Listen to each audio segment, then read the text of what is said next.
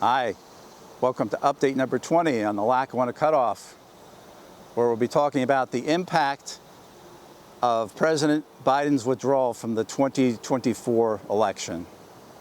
Hi, I'm Chuck Walsh, and we're basically 24 hours as I record this from that announcement from President Biden, which also gave an endorsement to Vice President Kamala Harris as the presumptive, I'll say at this point, candidate for the Democratic Party for the November election in 2024. Now the question is, what is going to be the impact of that and ultimately the results of the 2024 election on the New York to Scranton project for Amtrak? And tangentially, one would have to think perhaps also for the New Jersey Transit project to Andover. So what would the impact be? Well, it's no secret that Joe Biden played heavily into pushing for this particular project. Now, it has its own merits, so you can certainly argue that Joe Biden was, in a sense, just pushing along when the project itself could have stood by it on its own merits. Nevertheless, it's arguably not a bad thing to have the President of the United States behind your project. A, because he grew up in Scranton. B, because probably only president in the past or recent past or future that would know who Phoebe Snow was. And C, a person who rode Amtrak for many, many years from when he was senator in the state of Delaware down to Washington, D.C. So all those things came together with him that no matter who replaces him is not going to be something that we can duplicate.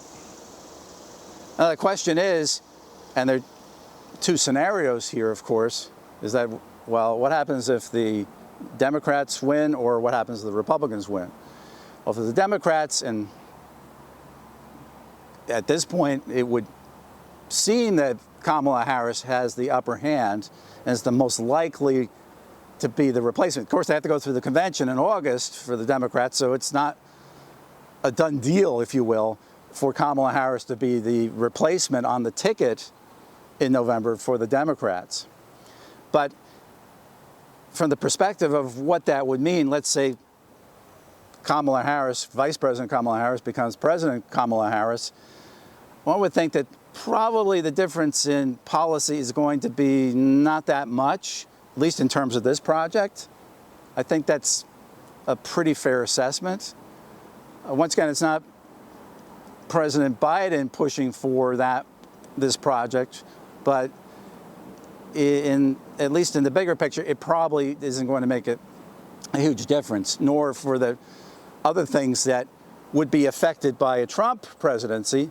If Donald Trump were to become president, he's made no secret about how he feels about President Biden, and one would think that anything that was, in a sense, related to Joe Biden might be in danger.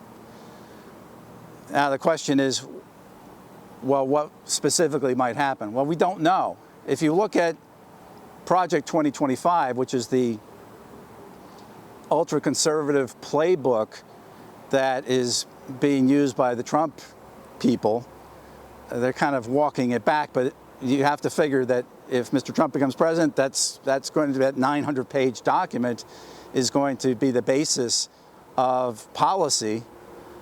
As they say, it may be, in a sense, it will be followed in concept and may be violated in actual detail, but whatever the case is, according to that particular document, if you look in there's a transportation section for that, and if you look there, basically you come away with the impression that, well, not only would this project be in danger, but transit agencies across the United States would be in danger. Now, what does that mean? What's the worst case scenario? I don't know.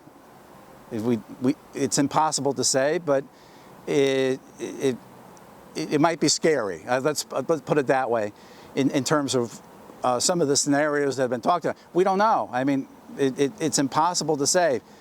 But we're talking about two different worlds in a sense in terms of how we project as to what might happen under one administration versus the other. I don't think we're going too far on a limb, or I'm not going too far on a limb to say that, because we have to believe that what we're being told on both sides is more or less what their plans are.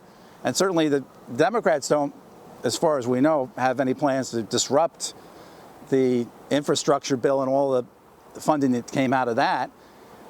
The Republicans feel quite a bit differently. Now the question is, what can you do for a bill that was passed by Congress back in 2021?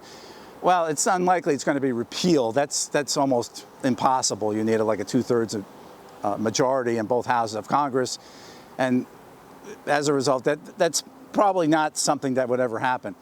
But it doesn't mean that you can't put your people within, let's say, the Department of Transportation and possibly affect your policies that way. So we don't know. But that, I think, at least at this point in time, is what we can project as the two possible scenarios. I don't necessarily think that the third-party candidate, Mr.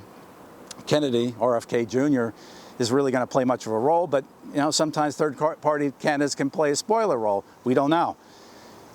Having said that, I think we're going to have to watch this very closely. It's going to be a close election, most likely. Which way it'll go, I'm not making any predictions. And as a result, I think we're going to have to revisit this subject between now, certainly, and the election, certainly maybe even after the Democratic convention. And we'll just see where we are. But that's my personal feeling. If you disagree, certainly go into the comment section on the YouTube. I'll be very happy to discuss this with you. I know there's a divergence of opinion of people who watch this channel. I'm not trying to offend anybody. I'm just telling you what I think is really the reality. And, well, that's all I can do. So, that's the end of update number 20. Look forward to update number 21 on the Lackawanna cutoff.